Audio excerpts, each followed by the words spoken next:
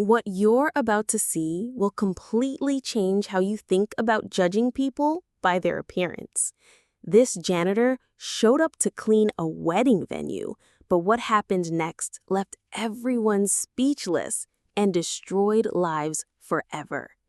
If you want to see how this story ends and witness the most shocking plot twist of the year, hit that like button right now and stick around until the very end. Trust me, you'll thank me later. Marcus had been working as a janitor at the Grand Palace Hotel for 3 years. Every day, he'd arrive at 5 a.m., put on his worn-out uniform, and clean the elegant halls where the wealthy celebrated their most important moments. Today was different, though. Today was the Wellington wedding, the social event of the season. As Marcus mopped the marble floors of the ballroom, he could hear the guests arriving. Designer dresses, expensive suits, and the kind of laughter that only comes from people who've never worried about paying rent. He kept his head down, invisible as always. But then something caught his eye.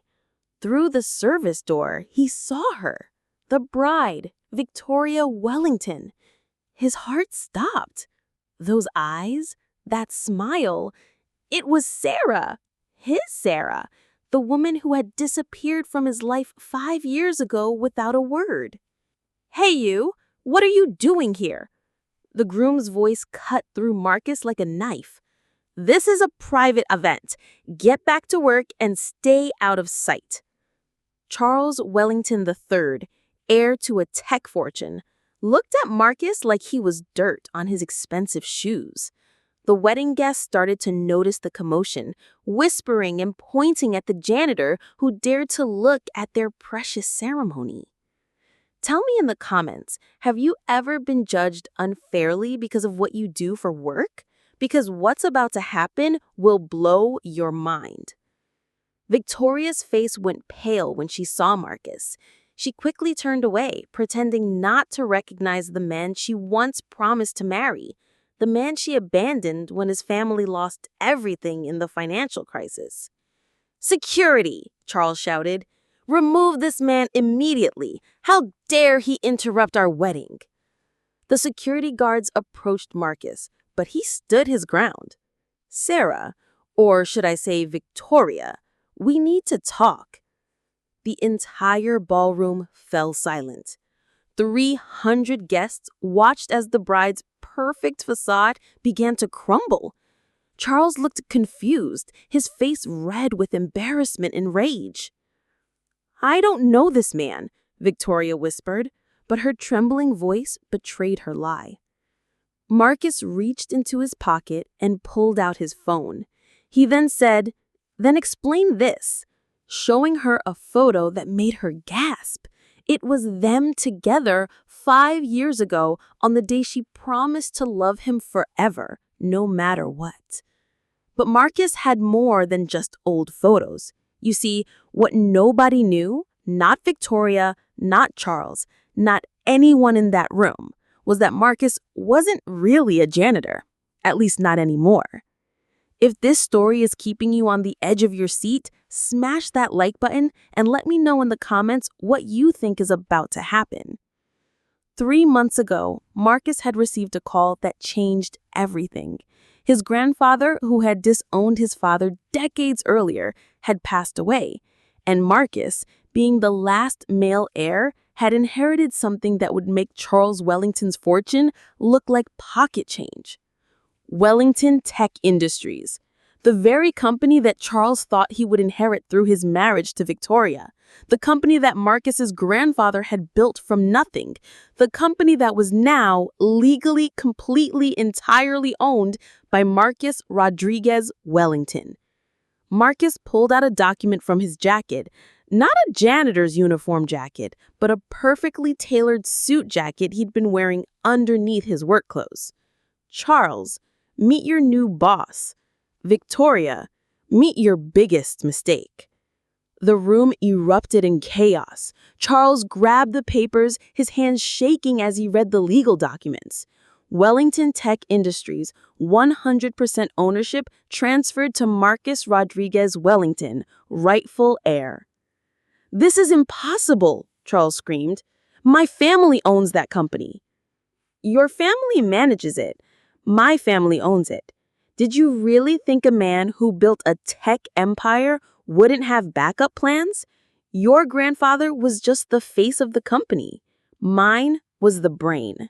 Victoria collapsed into a chair, her designer wedding dress pooling around her like spilled milk.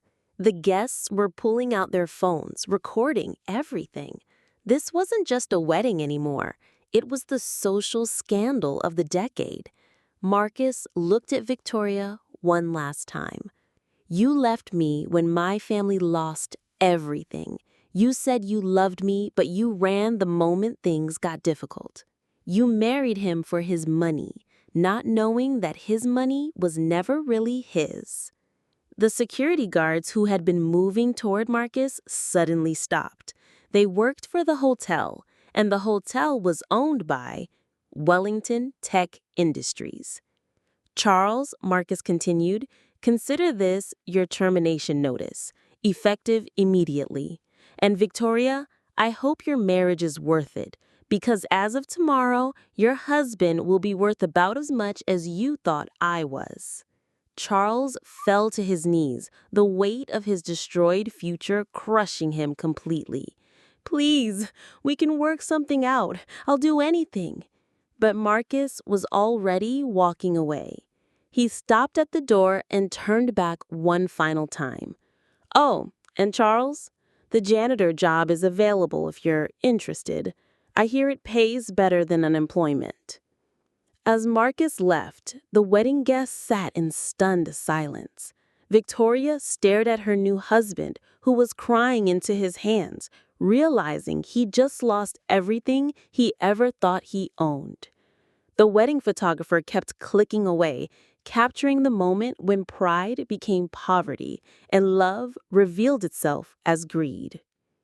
The next morning, the story was on every news channel, every social media platform, every gossip magazine. The janitor's revenge: how a wedding became a corporate takeover. Victoria wanted a fairy tale wedding, but she got a nightmare instead.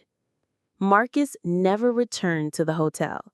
He moved into the penthouse office that Charles used to occupy. And the first thing he did was implement a company-wide policy. No employee would ever be treated as less than human, regardless of their position. If you made it this far, you're absolutely incredible, and this story obviously grabbed you as much as it grabbed me when I first heard it. Hit that like button if you believe that karma always comes back around. Subscribe to this channel if you want more unbelievable true stories like this one, and ring that notification bell so you never miss a story that will completely blow your mind. In the comments below, tell me, do you think Marcus was right to expose them publicly, or should he have handled it differently? Thanks for watching, and I'll see you in the next incredible story.